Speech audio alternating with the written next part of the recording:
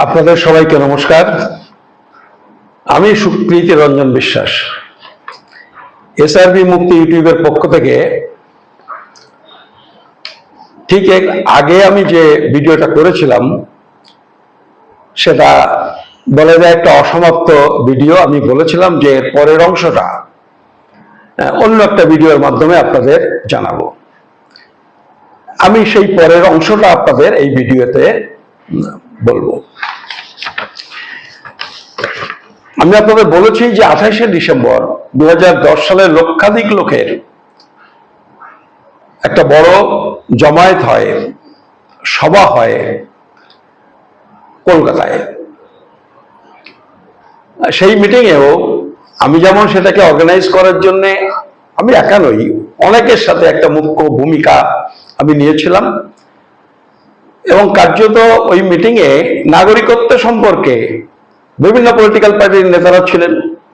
তাদের বিষয়টাকে বলা, আমাদের দাবিটা বোঝানো, সমস্যাটা বোঝানো, সেই কাজটা করবার জন্য দায়িত্ব আমার ছিল। এবং একমাত্র আমি সেখানে এই নাগরিকত্বের উপরে বক্তৃতা করেছিলাম 28শে ডিসেম্বর 2010 সালে কলকাতার ওই সভায়। অন্যান্য অনেকেই বলেছিলেন, ঠাকুরবাড়ির লোকজনও তারা ওই আশীর্বাণী জানিয়েছিলেন। এটা হয়েছিল। কিন্তু 2010 সালের এই যে বড় সমাবেশটা হলো, তারপরে আবার ঠাকুরবাড়ি সেই যেখানে সেখানে ফিরে গেলেন।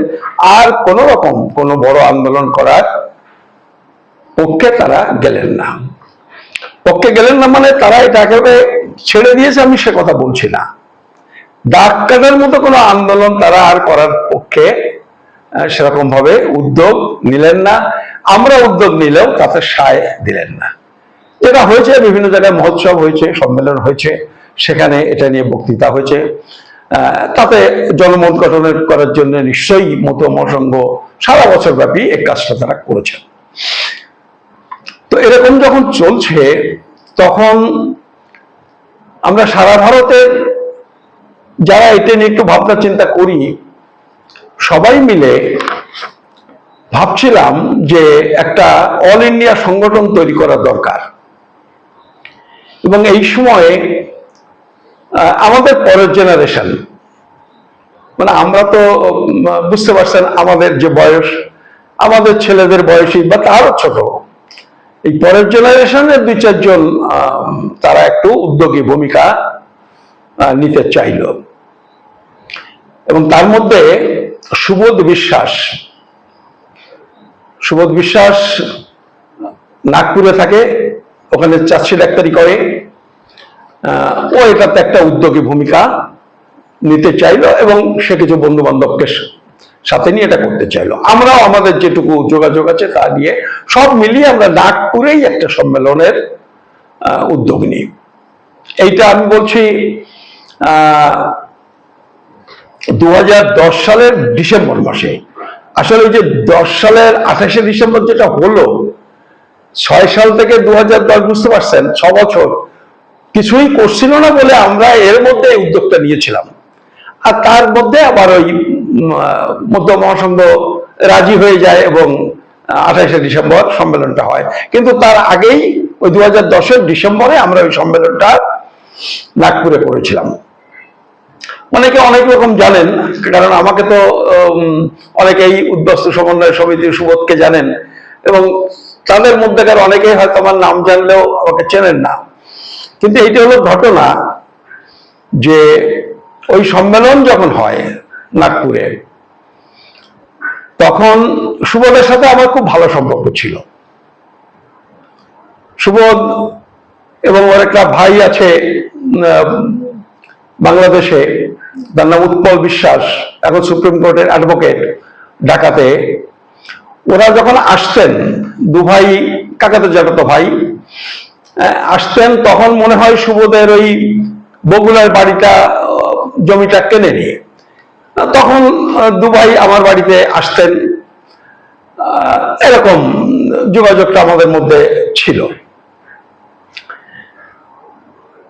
যখন সম্মেলন হবে তখন সুবোধ আমাকে বললেন, সুবোধ তখন এই আইন সম্পর্কে, সুবোধ কেন, আমাদের সমাজের বেশিরভাগই লোকে আইনের এদিক ওদিক খুব একটা কিছু জানেন না, যে মানুষকে একটু বক্তৃতা করে বোঝাতে হবে, একটু কিছু লিখে বোঝাতে হবে, এরকম ছিল না। তো সুবোধ আমাকে বলল যে আপনি যদি না আসেন তাহলে কিন্তু এই সম্মেলন সাকসেস করা খুব কঠিন হবে, অন্তত 8-10 দিন আগে আপনাকে নাগপুরে আসতে হবে। এবং এটাও বললো যে এসে সুবোধের বাড়িতে আমাকে থাকার জন্য আমন্ত্রণ জানানো। আমি গিয়েছিলাম, আমি এবং আমার স্ত্রী দুজনেই। আমার স্ত্রীকেও সুবোধ খুব শ্রদ্ধা করতো, এখনো করে, মানে আমাকেও অশ্রদ্ধা করে, আমাদেরও এখনো দেখা হলে আমাদের ব্যক্তিগত সম্পর্ক খারাপ নয়, সে পায়ের দিয়ে নমস্কার করে। তাছাড়া পরবর্তীকালে সে আমাদের একটা খুব কাছের আত্মীয় হয়েছে, সেটা অন্য দিক। তো আমরা সেবার দুজনেই গেলাম ওর বাড়িতে 7-8 দিন 10 দিন আগে। এবং এসে সুবোধ আমাকে বলল, আপনি যদি ওই চন্দ্রপুর, যে জায়গাতে রিফিউজিদের বাস, ওই যে কপিল ঠাকুরের শ্বশুর বাড়ি যেখানে, ওই জেলা গড়চিরোলি, এই সব জায়গায় যেখানে বাঙালিদের বসতি আছে, এই জায়গাতে আপনি গিয়ে যদি ওই গ্রামে গ্রামে ঘুরে 2-4-10টা মিটিং না করেন তাহলে কিন্তু এখানে লোকজন হওয়া খুব মুশকিল হবে, এই সম্মেলন সাকসেস করা অসুবিধা হবে। এবং সে একটা গাড়ি ভাড়া করলো, ভাড়াটা ওরাই দিয়েছিল, ওরা মানে ওরা যে সংগঠনের তরফ থেকে যে কালেকশন করেছিল। এবং এইটা আমি করেছিলাম, 6-7-8টা মিটিং করেছিলাম এবং তার একটা রেজাল্ট হয়েছিল, লোকজন সেখানে এসেছিলেন। ওই সাংবাদিক সম্মেলনের জন্য যে প্রেস রিলিজগুলো, সে প্রেস রিলিজগুলো আমি করেছিলাম। ওই সম্মেলনের জন্য যে সংবিধানটা, একটা নতুন সংগঠন হবে, সেই সংবিধানটা তৈরি করার জন্য প্রথমে আমরা সিদ্ধান্ত নিয়েছিলাম কপিল ঠাকুর, ঠাকুর বাড়ি কপিল ঠাকুর না, সাহিত্যিক কপিল ঠাকুর এইটা করে দেবেন। কিন্তু বেশ কিছুদিন দেখা গেল এদিক ওদিক করে করে উনি যখন শেষ পর্যন্ত দায়িত্বটা আমাকেই দিলেন, ফলে নিখিল ভারত উদ্বাস্তু বাঙালি উদ্বাস্তু সমন্বয় সমিতির যে কনস্টিটিউশন, সেটাও আমার তৈরি করা। কিন্তু সম্মেলন যখন শুরু হলো, এই যে আমি 5-7 দিন গিয়ে ওখানে ছিলাম, আমি তখন আমাদের ইউনিয়ন ব্যাংকের এবং সারা ভারত অন্যান্য ব্যাংক মিলে যে ফেডারেশন, আমি তার সারা ভারতের সাধারণ সম্পাদক আমার ব্যাংকের, আর সব ব্যাংকের যে ফেডারেশন তার সেক্রেটারি জেনারেল ছিলাম। ফলে আমাকে অনেকেই চিনতেন, নাগপুরেও বহু মানুষ আমাকে চিনতেন। জানি না, আমার অনুমান, এটা তো আর এইভাবে প্রমাণ করা যায় না, আমার অনুমান যে কিছু আরএসএস এর লোকজন যারা আমাকে এই উদ্যোগী ভূমিকায় দেখে তাদের একটা আশঙ্কা হয়েছিল যে এই লোকটা যদি এই উদ্বাস্তু সমন্বয় সমিতির কোন প্রধান দায়িত্বে থাকে তাহলে আরএসএস বিজেপির পক্ষে এইটাকে ব্যবহার করা খুব কঠিন। যে কারণে যখন কমিটি তৈরি করার প্রশ্নটা হলো, তখন দেখলাম অধিকাংশ স্টেটের অনেকের আপত্তি সত্ত্বেও আমাকে কমিটিতেই রাখা হলো না। তারপরে এটা নিয়ে অনেক ঝগড়াঝাটিও হয়েছে, প্রায় মারামারি হওয়ার উপদ্রব, কেন আমাকে বাদ দিচ্ছে, যাই হোক সেটা অন্য প্রশ্ন। তারপর আমাকে উপদেষ্টা কমিটিতে রেখেছে। তা আমি বললাম যে সংবিধানটা তো আমি তৈরি করেছি, তাতে তো উপদেষ্টা কমিটির কোনো প্রভিশনই নেই, ফলে অন্য লোকজনকে যেভাবে বোকা বানানো যায় এটা আমাকে করে কি লাভ। এবং আলটিমেটলি আমি ছিলাম না, সুমনের বাড়িতেই সেদিন রাত্রি ছিলাম, কি তারপরের দিন টিকিট ছিল আমার মনে নেই, ওর বাড়ি থেকেই চলে আসি। উদ্বাস্তু সমন্বয় সমিতি হয় এবং তারপর থেকে বিভিন্ন কাজকর্মের মধ্যে দিয়ে আমি বারবার বলেছি যে এই সংগঠনটা চলছে, এই সংগঠনটা তৈরি হয়েছে একটা আরএসএস বিজেপির হয়ে কাজ করবার জন্য। এবং তাদের কাজকর্মের বিভিন্ন জায়গা ধরে ধরে আমি বলেছি, এই যে বিরাট বৈরাগ্য, নানান প্রশ্ন, মানে মতের অমত হলেও সে আমাকে দাদা বলে, আমিও দাদা বলি, আমাদের ব্যক্তিগত সম্পর্ক খারাপ নয়, বললে তারা হয়তো রেগে যাবেন। উনি ছিলেন আমাদের সাথে, মানে আমরা তারপরে যে জয়েন্ট অ্যাকশন কমিটি তৈরি করি, সেটা আমি পরে বলছি। তো এরা তারপর থেকে এখন কি হয়, আরএসএস এর মতো সংগঠন আছে, পয়সা কড়ির অভাব নেই, কিছু টাকা পয়সা নানান ভাবে তারা খরচ করে, ধরুন গাড়ি দিয়ে লোক আনতে হবে ইত্যাদি। তাই আমি বলছি না যে সংসার চালানোর টাকা দেয়, এগুলো করে কিছু লোকজন তাদের সংগঠনের তরফ থেকে যায়, মিটিং এ যায়। সুবোধের মিটিং এ লোকজন বেশি হয়, আমাদের মিটিং এ লোকজন কম হয়, ফলে সুবোধ বড় নেতা হয়ে গেল। কিন্তু এটা ঘটনা, আমি খুব দায়িত্ব নিয়ে বলতে পারি, এই যে পরবর্তীকালে সুবোধ যে জায়গাতে সংগঠন গড়েছে, যে জায়গায় সংগঠন গড়েছে, এর প্রত্যেকটা জায়গায় সুবোধে যাওয়ার আগে, মানে উত্তরাখণ্ড, আসাম,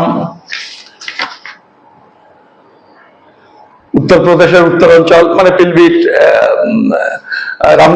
রামপুর ইত্যাদি ইত্যাদি জেলা, মধ্যপ্রদেশ, ছত্তিশগড়, উড়িষ্যা, এর প্রত্যেকটা জায়গাতে আমি গিয়ে আগে উদ্বাস্তুদের নিয়ে উদ্বুদ্ধ করেছি, একসঙ্গে কাজ করার উদ্যোগ নিয়েছি, এবং সেখানে পেছনে পেছনে সুবোধও গেছে। এবার সুবোধ যখন গেছে ওই সব জায়গাগুলোতেই, তখন কি হয়, আমাদের লোকজন যারা ওপর বাংলা থেকে এসেছে তাদের মধ্যে একটা মুসলিম বিরোধিতা, মুসলিমদের প্রতি বিতৃষ্ণা, এটা আছে। আমরা যেটা চেষ্টা করছিলাম আস্তে আস্তে নানান যুক্তি, নানান তথ্যের মধ্যে দিয়ে কাটিয়ে তোলার, আর ওরা গিয়ে সেটাতে যখন জল সিঞ্চন শুরু করলো, তখন স্বাভাবিকভাবেই তারা অনেকটা গ্রহণযোগ্য হয়ে উঠলো, এবং আগে থাকতে তাদের কিছু কিছু যোগাযোগ ছিল। বিশেষ করে আমি পরিষ্কার বুঝে গেছিলাম, এই 12-13 সাল নাগাদ হবে, পলতাতে একটা, ওর জ্যাঠামশাই বীরেন বিশ্বাসের নামে ওরা একটা প্রোগ্রাম করে, সেখানে উত্তরপ্রদেশ থেকে একজনকে এনে উত্তরপ্রদেশের গান্ধী বলে তাকে সম্বর্ধনা দেওয়া হয়, যিনি ছিলেন বাঙালিদের মধ্যে উত্তরপ্রদেশ, উত্তরাখণ্ডে আরএসএস এর প্রবীণতম লোক, সব থেকে বড় সংগঠক। এইটা যখন ঘটলো, এবং এইটা কিন্তু পুরস্কারটা দিয়েছিলেন বোধহয়, যতদূর মনে পড়ে, এখানে সভাপতিত্ব করেছিলেন বা হাতে তুলে দিয়েছেন এই কপিল কৃষ্ণ ঠাকুর, সাহিত্যিক, এরা এটা করেছিলেন। এবং এরা নকুল মল্লিক, তারপরে কপিল কৃষ্ণ ঠাকুর, তারপরে আশিস ঠাকুর, অমর বিশ্বাস, বিরাট বৈরাগ্য, নীতিশ বিশ্বাস, এরা সব যখন আস্তে আস্তে তার পেছনে গিয়ে ভিড়লো, এবং ভিড়ার কারণ হচ্ছে বেশ তো মিটিং করছে, টাকা পয়সা, গাড়ি ঘোড়া, ওই গুয়াহাটিতে মিটিং হচ্ছে, এইসব নেতাদের প্লেনের টিকিট কেটে দেয়, ওখানে বিজেপির বিজয় চক্রবর্তী, প্রফুল্ল মহন্ত দিল্লিতে নিয়ে যান, কবিগাঙ্গাইতে আমাদের অসীম বাবুকে নিয়ে যান প্লেনে করে, আমাদের নকুল বাবুদের নিয়ে যান, মানে নীতিশ বাবুকে নিয়ে যান, সবাই সবসময় এক জায়গায় গেছে তা বলছে না, কোনো না কোনো সময় যন্ত্রমন্ত্রে কবিগাঙ্গায় প্লেনে যান, আসেন। এরা সব কিন্তু আস্তে আস্তে ওইখানে বেড়ে গেল, ইনক্লুডিং আমাদের বিরাট বৈরাগ্য, এরা সব বেড়ে গেল। করে যেটা ঘটলো সেটা হচ্ছে আমাদের আন্দোলনটা খুব মার খেয়ে গেল।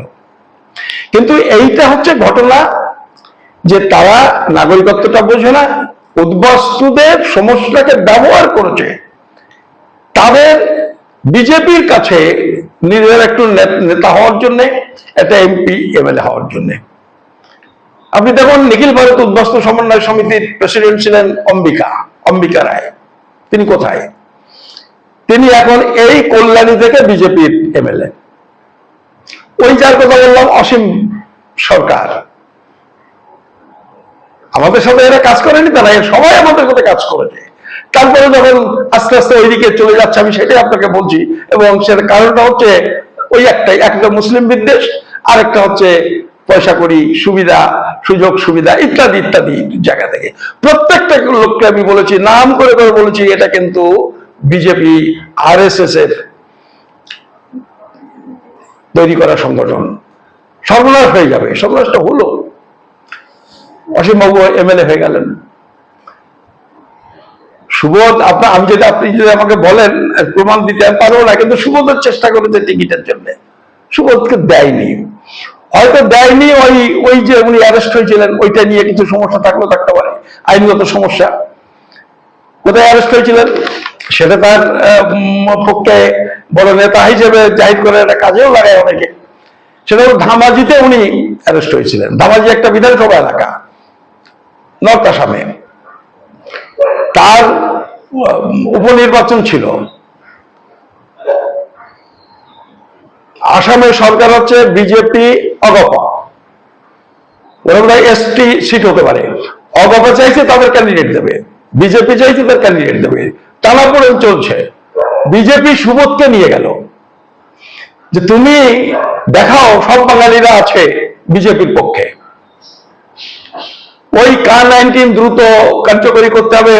K-19 মানে K-19 তখন নয়, ক্যাপ 16, ক্যাপ 16 তখন বিল আকারে এসছে, ওটাকে দ্রুত আইনে পরিণত করতে হবে, কার্যকরী করতে হবে, এইসব নিয়েই মিটিংটা ছিল।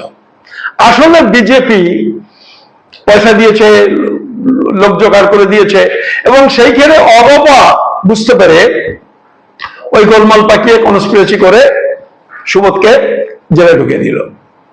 হয়তো সেই কারণেই টিকিটটা সেবার পায়নি, এবার হয়তো 2026-এ পেলেও পেতে পারে।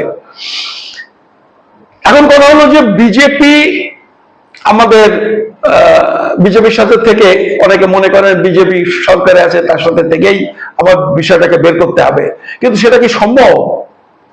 বিজেপি 2003 সালে আইন করে, K-19 তৈরি করে ধাপ্পাটা দেয়, যা বলেছিল তা হয়নি, আপনারা প্রত্যেকে দেখতে পাচ্ছেন। তারপরে সেদিন যে the immigration and foreigners act 2025 করলো, করে যে কাজটা করেছে, আমার ভিডিওটা দেখে নেবেন, কোভিডের শেষ করে একটা পুঁতে দিয়েছে। এখন ধরপাকড় শুরু করেছে, সমস্ত দেশের ধরপাকড় হচ্ছে। এটা বিজেপি না থাকলে হতো না, এটা বিজেপি পরিকল্পনা করে ক্যালকুলেটিভলি এটা করে যাচ্ছে। ফলে তাদের সাথে যারা আছে, আপনারা যদি সবাই মনে করেন যে না আমার ভাবনা চিন্তা ভুল, আমি একসাথে কাজ করতে রাজি আছি, কিন্তু আপনারা একটু ভাবুন এটা কি হয় না এটা হবে? টিকিটটা পেয়ে গেলেই দৌড় দেবে, কোথায় যাবেন? আমরাই বা কোথায় যাব? আমরা তো তবু আমাদের পেছনে লোক না থাকুক, আমরা তো বলতে পারছি যে এই 20 বছর ধরে যে কথাটা বলছি, 20-22 বছর ধরে যে কথাটা বলছি, আজকেও একটা ভুল কথা বলেছি, এই কথা কেউ বলতে পারবে না। বলতে পারবে না মানে আপনারা অনেকে হয়তো ভাবতে পারেন যে আমি বলার কথা বলছি, বলার কথা বলবো কেন? দেখেন, এটা একটা বুকলেট, দেখছেন তো? এটা একটা বুকলেট, আমরা যা বলেছি সব লেখা আছে। এইটা একটা বুকলেট, দেখতে পাচ্ছেন? এই আন্দোলনের উপরে এটা একটা বই, দেখতে পাচ্ছেন আপনারা? এই আন্দোলনের উপরে এটা একটা বই, বুকলেট। এই আন্দোলনের উপরে এটা একটা বই, বুকলেট। এই আন্দোলনের উপরে এটা একটা বই, বুকলেট আমরা বের করেছি আমাদের নিখিল জয়েন্ট অ্যাকশন কমিটির পক্ষ থেকে। আমরা বিভিন্ন এমপি মন্ত্রীরা বোঝেন না বলে এটা ইংরেজিতেও বের করেছি, আপনি দেখতে পাচ্ছেন। পিছনে অনশন আন্দোলনের ছবি ঠাকুরনগরের, এটা ইংরেজিতে করেছি। এটা রুলস বেরোবার পরেও আমরা বের করেছি। এইটা দেখেন, এটা কলকাতায় বিশাল বিশাল মিছিল করেছি আমরা, আমি বলবো আপনাদের সন্তারিখগুলো, এটাও আমরা করেছি। কতগুলো বুকলেট করেছি আমরা। ফলে আমি যেটা বলছি বলে তো আমার এটা পাল্টে ফেলার কোনো উপায় নেই, কারণ এই সব যা বলছি সব লেখা আছে। এতগুলো বুকলেট, 1, 2, 3, 4, 5, 6, 7, 8টা বুকলেট আমরা বের করেছি। আমাদের প্রত্যেকটা কথা এই 22 বছর ধরে যা বলেছি সব আমরা লিখেছি, 1 বছর 2 বছর পর পর আমরা লিখেছি। দেখবেন আমাদের কথাতে কোথাও এদিক ওদিক হয়নি, ভুল আমাদের খুব একটা হয়নি। ফলে আগামী দিনে আন্দোলনটা বুঝতে গেলে কোথায় গিয়ে দাঁড়াবো, কোন গাছের নিচে দাঁড়িয়ে লড়াই করব, এটা তো একটা বড় প্রশ্ন। আমরা টিকিটের জন্য বায়োডাটা জমা দেওয়া তো দূরের কথা, কখনো কাউকে টেলিফোন করিনি। আমি নই শুধু, আমার মতো আমরা যে কজন আমরা এই কাজটা এখন অব্দি সিনসিয়ারলি করে যাচ্ছি। এইসবের পরেও যখন ওই নিখিল ভারত বাঙালি উদ্বাস্তু সমন্বয় সমিতি, ওইটা বুঝে গেলাম এটা আরএসএস এর একটা চক্রান্ত, ফলে আমাদের পক্ষে তো উপায় ছিল না। ফলে আমরা তখন আবার ওখান থেকে বেরিয়ে গিয়ে আবার একটা নতুন সংগঠন তৈরি করার প্রয়োজনীয়তা বোধ করি, এবং সেটা আমরা করেছিলাম। এবং সেই সংগঠনটার নাম হচ্ছে the joint action committee for Bangali refugee. এইটা আমরা তৈরি করি। কবে তৈরি করি? এটা আমরা তৈরি করি 2011 সালের সেপ্টেম্বর মাসে। 2011 সালের সেপ্টেম্বর মাসে কে ছিল না এইটা যখন আমরা তৈরি করি, এইখানে ছিল না কে, মানে আমরা সবাই মিলে এটা তৈরি করি।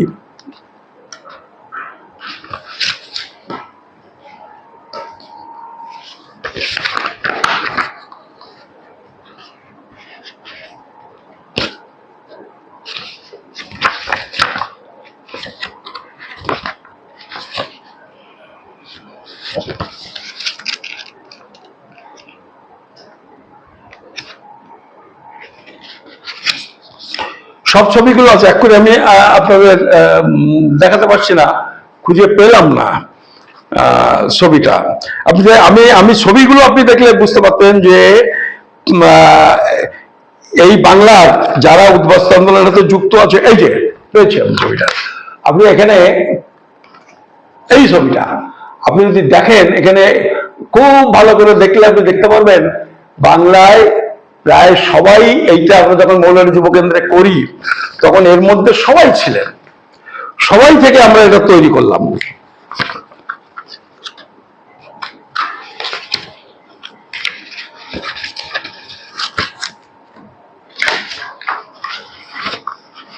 এইটা তৈরি করে এইবারে আমরা একটা আন্দোলনের কর্মসূচিও আমরা এবার ঠিক করলাম যে আর বসে থাকলে আর কাজ হবে না। আমি আপনাকে যদি হাতের কাছে পেয়ে যাই, আমি আপনাদের নামগুলো আপনাদের বলে দেব যে কারা কারা থেকে এটা আমরা তৈরি করেছিলাম। এখানে আছে, আমরা প্রথম এটা তৈরি করবার পরে দিল্লিতে আমরা একটা প্রোগ্রাম নিলাম যে দিল্লিতে একটা যন্ত্রমন্ত্র একটা অনশন করব। সেই অনশনটা আমরা ঠিক করেছিলাম আমরা করব 28শে নভেম্বর 2011 সালে। এবার 28শে ডিসেম্বর 2011 সালে এই কনভেনশনটা করার জন্য আমরা 2011 সালেরই অক্টোবর মাসে গান্ধী পিস ফাউন্ডেশন বুক করে দিল্লিতে আমরা একটা সলিডারিটি কমিটি তৈরি করি। দিল্লির বিভিন্ন সংগঠন, শ্রমিক সংগঠন, রাজনৈতিক সংগঠন, সামাজিক সংগঠন, জেএনইউর কিছু ছাত্র সংগঠনের লোকজন যারা আমাদের সহযোগিতা করতে রাজি হলেন, দিল্লির মানুষ সব, বাঙালি অবাঙালি সব রকম, তাদের নিয়ে একটা সলিডারিটি কমিটি করলাম যে তারা আমাদের আন্দোলনের পাশে দাঁড়াবে, প্রচার করবে। শুধু একটা আন্দোলন করলে তো হয় না, পাশাপাশি এই কাজগুলো করা দরকার। এবং সেইটা সলিডারিটি কমিটি অনেকগুলো কাজ করে, তার মধ্যে একটা বড় কাজ করে দিল্লির গালিব একাডেমি। দিল্লির গালিব একাডেমিতে একটা বড় কনভেনশন করে, দিল্লির সমস্ত বুদ্ধিজীবী মানুষ তারা ওখানে আমন্ত্রিত ছিলেন বিভিন্ন পলিটিক্যাল পার্টির নেতারা ছিলেন, থেকে সবাই অনেকেই ছিলেন। এটা করেছিল 27শে নভেম্বর, আমাদের যেদিন অনশন ঠিক তার আগের দিন। তারপরে 28শে নভেম্বর আমাদের ওখানে অনশন আন্দোলনটা শুরু হয়। আমি আপনাদের যেটা বলছিলাম, দেখেন আমরা একটা আন্দোলন পরিচালনা কমিটি তৈরি করি। এখানে আমি যদি নাম বলি, নাম আছে সংগঠন এবং নাম আছে, এখান থেকে শুরু করে এই যে এখান থেকে শুরু করে এই পুরোটা, এই পুরো পৃষ্ঠাটা, এখানে একটি লোক বাদ নেই যে আমাদের এই অনশন আন্দোলনের সঙ্গে ছিলেন না, সবাই ছিলেন। এই অনশন আন্দোলনটা হয়, এই অনশন আন্দোলনের আমি আপনাদের কিছু ছবি দেখাতে পারি। এইটা হচ্ছে অনশন আন্দোলনের ছবি, আমরা যে অনশন আন্দোলনটা করেছিলাম। এই উপরে ছবিটা দেখেন, অনশন আন্দোলনের চতুর্থ দিন। এইটা চতুর্থ দিন মনমোহন সিং তার দপ্তরের রাষ্ট্রমন্ত্রীকে পাঠিয়েছেন যে ওখানে গিয়ে অনশন মঞ্চে গিয়ে তাদের কি দাবি, কি সমস্যা ইত্যাদি ইত্যাদি আপনি জেনে নোট করে আনুন, আমরা সেই অনুযায়ী পদক্ষেপ নেব। 40 মিনিট মতো বসেছিলেন। কোন অনশনের মন্ত্রীরা এসে এইভাবে বসে থাকেন না, এসেছিলেন। আমাদের ওই অনশন চলাকালীন আমাদের আন্দোলনের চাপে আমাদের সেই সময়ের যে স্বরাষ্ট্রমন্ত্রী আমাদের স্বরাষ্ট্র দপ্তরে নর্থ ব্লকে ডেকে নিয়ে আমাদের সাথে মিটিং করেন। আমরা 6জন 7জন গিয়ে, আমি অনশনরত অবস্থায় গিয়ে মিটিং করেছিলাম আমাদের দাবি দেওয়া নিয়ে। এবং এই অনশনের এই যে স্বরাষ্ট্রমন্ত্রীর সাথে মিটিং এর ব্যবস্থাটা করে দিয়েছিলেন রামবিলাস পাসওয়ান, দেখুন আমাদের অনশন মঞ্চে এসে বসে আছেন। আমরা এসবগুলো করেছি, কিন্তু আমরা এইগুলো করেও যখন আমাদের পেছন থেকে ওই যে বললাম আরএসএস বিজেপির চক্রান্তে শুভদের চেষ্টা, টাকা পয়সা, আর আমাদের লোকজন, আমাদের যে নেতাদের কথা বলছি, মানে আমি যে নামগুলো আপনাকে বললাম, বিরাট বৈরাগ্য, নীতিশ বিশ্বাস, নকুল মল্লিক, কপিল ঠাকুর, অমর বিশ্বাস, যারা যারা এই প্রত্যেকটা লোক আমাদের পেছন থেকে তারা ছিল, এই অনশনের সাথে ছিল, এই কমিটির মধ্যে তারা ছিল। আস্তে আস্তে চলে যায়, শুধু কি জন্য জানি না, সেটা বললে আপনাদের খারাপ শোনাতে পারে। আবার ফিরে এসেছে, কেউ নেই, এর একজনও কিন্তু নেই আর এখন শুভদের সাথে। আশিস ঠাকুর বলুন, কপিল ঠাকুর বলুন বা বিরাট বৈরাগ্য, কেউ নেই, সব চলে এসেছে। কিন্তু আন্দোলনের যে সর্বনাশ করার তা করলো। আপনি একটা ঘটনার কথা মনে করুন, আপনাদের মনে পড়বে। আমরা জেপিসিতে ডাক পেলাম, আমাদের জয়েন্ট অ্যাকশন কমিটি আমাদের ডেকে পাঠালো, আমি গেলাম। আমরা 3 জনের টিম গেছিলাম। রায়পুর থেকে গেল এম বিশ্বাস, আর পিলভিট থেকে গেল নিত্যানন্দ মল্লিক। নিত্যানন্দ মল্লিক আমাদের সংগঠনের জেনারেল সেক্রেটারি, জয়েন্ট অ্যাকশন কমিটির, আমি প্রেসিডেন্ট, আর আমাদের ভাইস প্রেসিডেন্ট ছিলেন রায়পুরের এম বিশ্বাস। আমরা 3 জন দেখা করতে গেলাম। এবং সেই সময়ে ওই প্লেনে যাচ্ছে, ছবি দিয়ে সুবোধ একটা পোস্ট করে যে আমরাও জেপিসিতে সাক্ষ্য দিতে যাচ্ছি, এ বলেছি তা বলেছি, আপনারা জানেন সবাই। ফেসবুকে কত বিতর্ক করলো, একদম মিথ্যে কথা। আপনি আজকে জেপিসি রিপোর্ট দেখেন, যদি কপি না থাকে আপনি নেট থেকে তুলে নিন। জেপিসিতে যারা যারা সাক্ষ্য দিয়েছে তাদের প্রত্যেকের নাম আছে, প্রত্যেকটা সংগঠনের নাম আছে। দেখবেন জয়েন্ট অ্যাকশন কমিটি, সুপ্রীতি বিশ্বাস, নিত্যানন্দ মল্লিক, মনমতনাথ বিশ্বাস, তাদের নাম লেখা আছে, সুবোধের নাম আছে। ফলে এরকম ভাবে মিথ্যে প্রতিশ্রুতি, ওখানে বাংলা ভাষা চালু করে দিয়েছে, আমরা ওখানে বাঙালি শিক্ষক নিয়োগ করার কাজ করে দিয়েছি, ইত্যাদি ইত্যাদি ভাওতা দিয়ে দিয়ে আসলে কিছুই না। আসলে তার টিকিট চাইছিল, পেয়ে গেল 2 জন, ওটা হলো না। অম্বিকা পেয়ে গেল, অসীম সরকার পেয়ে গেল, সুবোধ বাবুটা হলো না। এটা উদ্বাস্তু আন্দোলন, তাদের সামনে রেখে উদ্বাস্তু আন্দোলন করে কোথায় যাবেন আপনি এটা ভাবুন। তারপরেও যদি বলেন যে সুবোধের সাথে কাজ করতে হবে, আমি রাজি আছি। সুবোধ যদি রাজি হয় যে সুপ্রীতি বিশ্বাসের সাথে কাজ করবে, আমি রাজি আছি। আমার কাউকে যে কোনো সমস্যা নেই, রাজি করার আমি আছি। কিন্তু ইতিহাসটা আপনাদের জানা থাকলে আপনারা সতর্ক থাকতে পারবেন। আমি এই কারণেই বলছি, আমরা ওই দিল্লির অনশনের জন্য রেল অবরোধ ডাক দিয়েছিলাম। কত জায়গায় রেল অবরোধ হয়েছিল, কতজন অ্যারেস্ট হয়েছিল, শুধু ওই অনশন আন্দোলনটাকে পাবলিসিটির জন্য। আমি আজও 3-4টে ওই রেল অবরোধের কেস এখন আজও অব্দি হাজিরে দিতে হয়। আরো কেউ কেউ এইসব নেতারা ছিলেন, তারা গিয়ে বলে যে যা করেছি ভুল করেছি বলে টলে কিছু ফাইন টাইন দিয়ে চলে এসছেন। মানে বড় বড় নেতা যাদের নাম বলছি এরা সবাই, কারণ তারা সবাই আমাদের ওই রেল অবরোধে অংশগ্রহণ করেছিলেন, নকুলদা সবাই অবরোধে অংশগ্রহণ করেছিলেন। আমরা জেল ভরো আন্দোলনের ডাক দিয়েছিলাম, আমি আপনাদের তারিখটাও বলতে পারি, জেল ভরো ডাক দিয়েছিলাম 22শে নভেম্বর।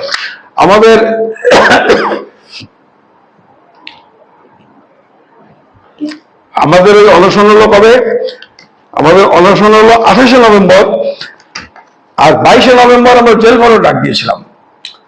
আপনারা খোঁজ নিন, জেল ভরো আন্দোলনে প্রায় 3000 মতুয়া ওই জয়ঢাক নিয়ে প্রেসিডেন্সি জেলে আটক করেছিল, এবং নেতাদের মধ্যে ছিলেন হরিপদ বিশ্বাস ফরওয়ার্ড ব্লকের, সন্তোষ রানা, তিনি কিন্তু ঘটি, তিনি এই আন্দোলনে আমাদের কোর কমিটির মেম্বার ছিলেন। সিদ্দিকুল্লাহ চৌধুরী জেল কেটেছেন, তিনি মুসলমান, তবুও কিন্তু হিন্দুদের নাগরিকত্বের দাবিতে তিনি আমাদের সাথে ছিলেন। দিল্লির অনশন আন্দোলনে তিনি অংশগ্রহণ করেছিলেন, মানে অনশন করেননি, আমাদের পাশে গিয়ে দাঁড়িয়েছিলেন।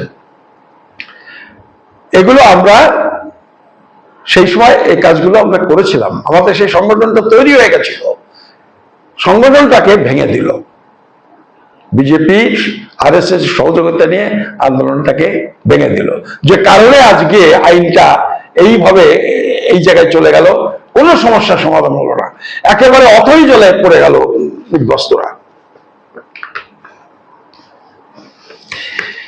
2012 সালের 26শে এপ্রিল আমরা গান্ধী পিস ফাউন্ডেশনে আরো একটা বড় কনভেনশন করি। কোথাকার লোক এসেছিল শুনবেন, সারা ভারতের লোক এসেছিল। এখানে লোক এসেছিল বরাক অঞ্চল থেকে, শিলচর করিমগঞ্জ থেকে লোক এসেছিল, গুয়াহাটি থেকে এসেছিল, মরিগাঁও থেকে এসেছিল, এটা আসামের, উত্তরপ্রদেশের উত্তরাখণ্ডের বিভিন্ন জায়গা থেকে এসেছিল, ছত্তিশগড়ের মানা পাখানজোর ওখান থেকে এসেছিল, উড়িষ্যার কেন্দ্রপাড়া ভূষণ্ডপুর মানে চিলকারদের আশেপাশে যে জায়গা এই অঞ্চল থেকে এসেছিল, ভুবনেশ্বর দিল্লি ভোপাল সমস্ত জায়গা থেকে লোক এসেছিল। সারা ইন্ডিয়া জুড়ে আমরা সংগঠন করে ফেলেছিলাম।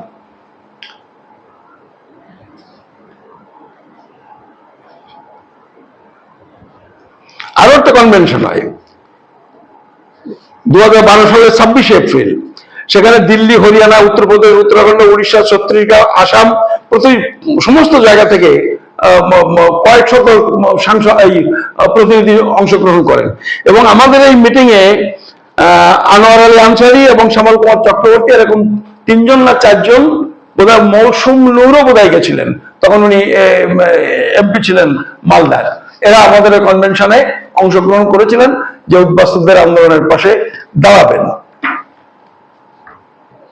তারপরে 2015 সাল, 2015 সালে এসে আমরা আর একটা বড়, আমি দিল্লির আন্দোলনগুলোর কথা বলছি, আমি এখানকার এইসব আন্দোলনের কথা আপনাদের আর বলছি না। দিল্লি কনস্টিটিউশন ক্লাবে আমরা কনভেনশন করেছিলাম। তার আগে সমস্ত পলিটিক্যাল পার্টির সাথে আমি 7 দিন আগে গিয়ে তাদের সাথে মিট করেছি, দেখা করেছি, তাদের বুঝিয়েছি, এবং সেটা কিন্তু আমরা মধ্য মহাসংঘের সাথে জয়েন্টই করেছিলাম, জয়েন্ট অ্যাকশন কমিটি এবং মধ্য মহাসংঘ। ওই সময় মমতা ঠাকুর আমাদের খুব হেল্প করেছিলেন। কনস্টিটিউশন ক্লাবটা মমতা ঠাকুর টাকা দিয়ে এবং নিজের লেটার প্যাডে অ্যাপ্লাই করে ওইটা বুক করে দিয়েছিলেন। বুক টুক করা অনেক সমস্যা, অনেকগুলো টাকাও লাগে, ওটা কিন্তু মমতা ঠাকুর করে দিয়েছিলেন। যেটা করেছেন কোন ক্ষেত্রে, কারোর ক্ষেত্রে, ওই যে বললাম কংগ্রেস এই বিজেপি বিষ্ণু বাবু এসছেন এমপি বিজেপির, আমরা এগুলো চেপে যাইনি, আমাদের ছবির মধ্যে আমরা সেগুলো তুলে রেখেছি। আমরা বিজেপির লোক বলে ওইটা বলবো না, এটা কিন্তু আমরা করিনি। আমার ছবিটা থাকলে আপনাদের আমি এটা দেখে দিচ্ছি যে আমি এরকম মিথ্যে কথা বলছি না।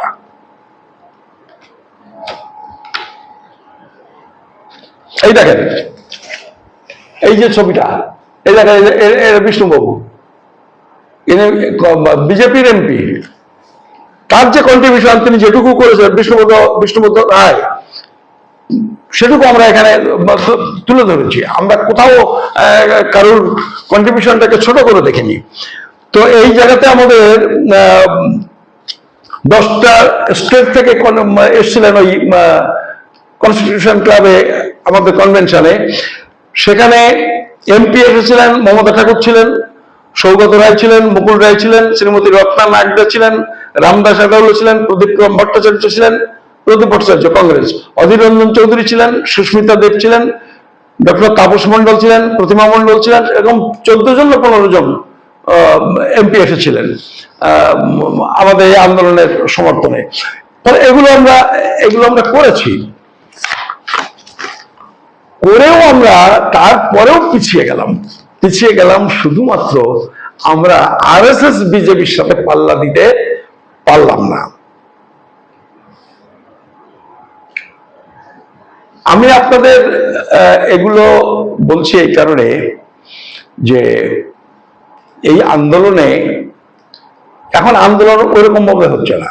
কিছু কিছু পলিটিক্যাল পার্টি তারা যেমন তাদের ডেভেলপমেন্টের জন্য কাজ করে, আবার অন্য সংগঠন যাতে বাড়তে না পারে তার জন্যও তারা আজকে পয়সা খরচ করছে, নানান রকমের চিন্তা ভাবনা করে সাবরেস করার চেষ্টা করে। এই জায়গাটাকে বুঝতে হবে। ফলে যারা বিভিন্ন স্টেট থেকে আমাকে বলছেন যে যৌথভাবে আন্দোলন করতে হবে, আমি আবারও বলছি আমরা যৌথভাবে আন্দোলন করতে রাজি আছি। এই দিল্লিতে এই যে ডাক্তাররা আছেন, আপনি একটু খোঁজ নিন, সুবোধ সেদিনকার এই ডাক্তারদের অর্গানাইজ করার জন্য প্রথম ভূমিকাটা আমার। তারপরে দিল্লিতে এতগুলো প্রোগ্রাম করেছি, কোন ডাক্তার যদি বলতে পারে যে আমাকে 10টা টাকা দিয়ে সাহায্য করেছে। অনেকের বিরুদ্ধে অনেক কথা শুনি, গেলে বলে ও টাকা নিয়েছি, ওকে টাকা দিয়েছে, ও টাকা দিয়েছে। আমাকে যদি আমাদের আন্দোলনে কেউ যদি কোনো টাকা দিয়ে থাকেন, তাহলে আপনারা বলুন যে আমাদের আন্দোলনে আপনারা টাকা পয়সা দিয়েছেন। দেননি, কিন্তু আমরা আন্দোলন কিন্তু থামাইনি। আমরা যেভাবে পেরেছি এগিয়ে নিয়ে গেছি। কিন্তু তাতে হয়েছে কি, পকেট থেকে পয়সা খরচ করে